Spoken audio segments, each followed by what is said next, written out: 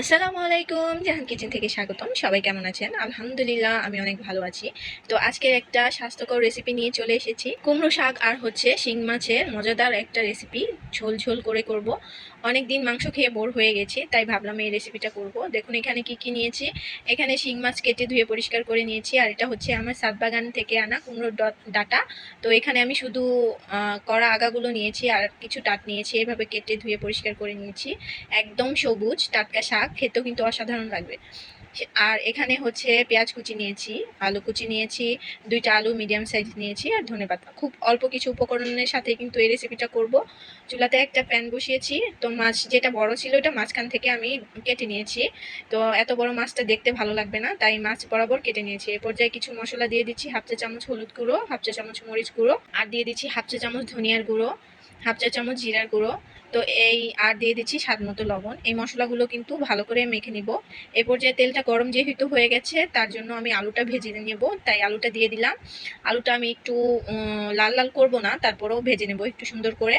তো এই পর্যায়ে আলুটা ভাজা হতে হতে আমি মাছটাতে মশলা মাখিয়ে নিচ্ছি। আর হাতে সময় থাকলে অবশ্যই এই মশলাগুলো মাখিয়ে 10 মিনিট একটু ম্যারিনেট করে রাখতে পারলে মাছটা কিন্তু খেতে অসাধারণ লাগে।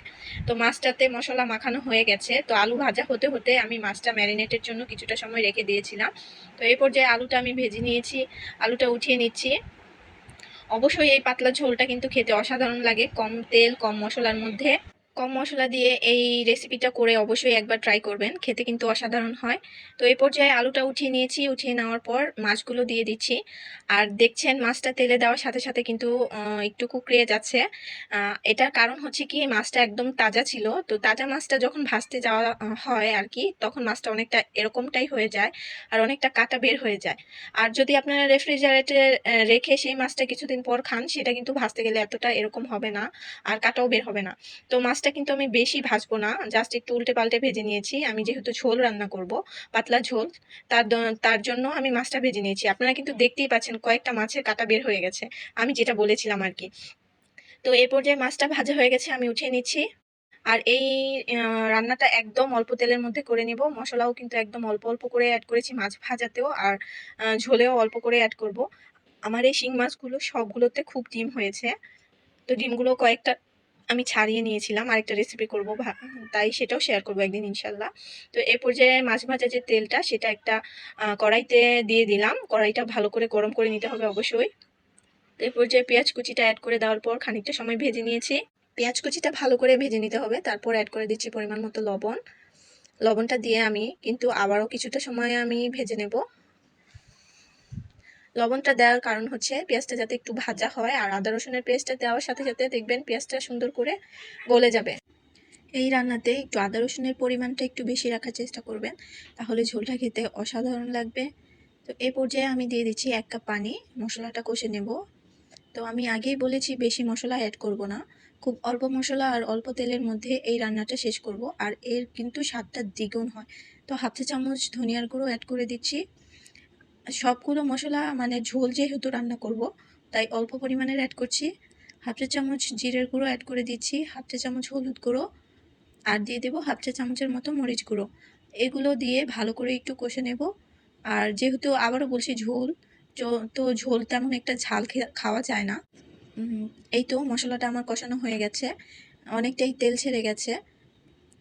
তো এখন আমি বাকি যে সবজিগুলো কেটে রেখেছিলাম সেগুলো অ্যাড করব। তার আগে দিয়ে দিচ্ছি ভেজে রাখা আলুটা। আলুটা 50% মতো কিন্তু সেদ্ধ হয়ে গেছে ভাজা অবস্থাতেই। তো এই পর্যায়ে যে ডাটাগুলো আমি কেটে রেখেছিলাম সেটা দিয়ে দেব। এই ঝোল রেসিপিটার মধ্যে যে ডাটাগুলো দেওয়া হচ্ছে, এগুলো পরে খেতে অসাধারণ লাগে। তো একবার এভাবে রান্না করে খেয়ে দেখবেন, কম তেল মশলায় রান্নাও কিন্তু অসাধারণ হয়। এভাবে অবশ্যই একবার ট্রাই করে দেখবেন। তো আমি ডাটা, আলু আর মশলাটা খুব সুন্দর করে মিশিয়ে নিচ্ছিলাম।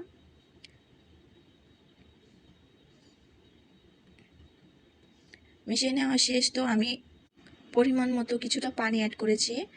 আমি পানি অ্যাড করেছি, এখনও কিন্তু ঝোলটা দেইনি, জাস্ট একটু অল্প একটু পানি অ্যাড করেছি ডাটাটা একটু সেদ্ধ করার জন্য।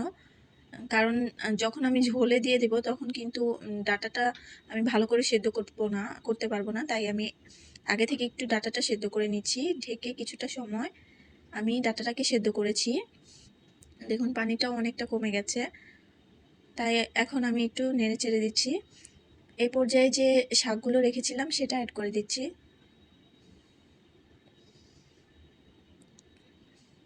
এখন শাকগুলো দিয়ে একটু নেড়ে চেড়ে মশলাটা মিলিয়ে নেব।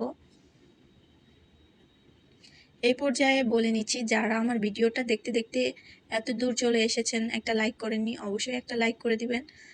আর আপনাদের সুন্দর মন্তব্যটা অবশ্যই কমেন্টে জানাবেন। কেমন হলো আমার রেসিপিটা, ভালো হয়েছে খারাপ হয়েছে যাই হয়েছে অবশ্যই একটা কমেন্টের মাধ্যমে জানাবেন, তাহলে আমি উপকৃত হব। তো এই পর্যায়ে আমি আবারও ঢেকে দিয়েছি কিছুটা সময়।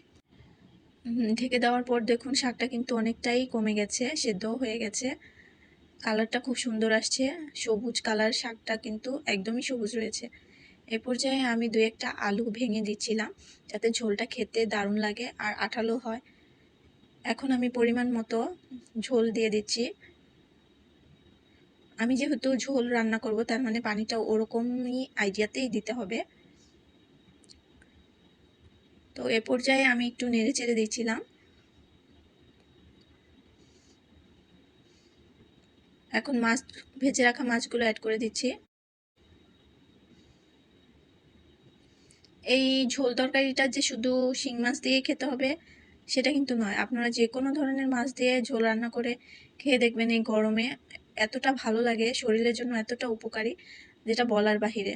তো এ পর্যায়ে খানিকটা পরে আমি চলে এসেছি, আমার রান্না কিন্তু অলমোস্ট কমপ্লিট হয়ে গেছে। দেখুন ঝোলের কালারটা চেঞ্জ হয়ে গেছে। মাছটা আগে দেওয়ার কারণ ছিল এটাই, যাতে মাছটা ভালো করে সেদ্ধ হয় আর তার থেকে জুসটা ভালো করে ঝোলটার মধ্যে যায়। তো সেই জন্যই আমি কিন্তু আগে দিয়েছি মাছটা। তো আপনাদের দেখিয়েছিলাম ধনেপাতা নিয়েছি, ধনেপাতাটা আগে দেওয়া হয়ে গেছিলো, দেখাতে পারিনি। তো এই তো আমার ফাইনাল লুক। আমার রেসিপিটা কেমন লাগলো, আমার ঝোলের রেসিপিটা অবশ্যই জানাবেন। ভালো লাগলে অবশ্যই লাইক কমেন্ট করবেন। নতুন যারা দেখছেন অবশ্যই চ্যানেলটাকে সাবস্ক্রাইব করে দিবেন। নতুন নতুন রেসিপি পেতে অবশ্যই বেল আইকনটি প্রেস করে রাখবেন। তো আজকের মতো এ পর্যায়ে চলে যাচ্ছি, আবার চলে আসবো নতুন রেসিপি নিয়ে। আল্লাহ হাফেজ।